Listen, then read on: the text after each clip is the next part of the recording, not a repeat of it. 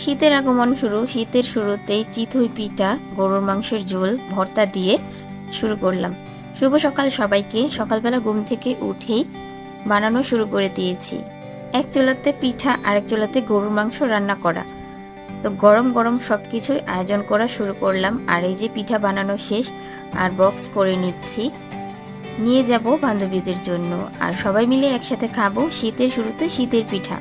অনেকের কাছে শুনি চিতই পিঠা নাকি সবার হাতে হয় না। আলহামদুলিল্লাহ, আমি কিন্তু অনেক সুন্দর করে বানাতে পারি। তাই আজকে আমার প্রাণের বান্ধবীদের জন্য নিয়ে যাচ্ছি। আর সবার সাথে ভাগ করে কোনো কিছু খেলে কিন্তু খুব ভালো লাগে। দেখতে দেখতে একটা বছর শেষ হয়ে গেল আর আমরা সবাই একসাথে এখনো আছি আলহামদুলিল্লাহ। সামনেও কিন্তু সবাই আমরা একসাথেই আছি, কারণ আমরা অন্য কোনো স্কুলে এখনো কেউ বাচ্চাদের জন্য চান্স নেইনি। সবাই তাহলে আমরা একসাথেই আছি। প্রথমে তো ভেবেছিলাম এক একজন এক এক জায়গায় চলে যাব, সবাই আলাদা হয়ে যাব।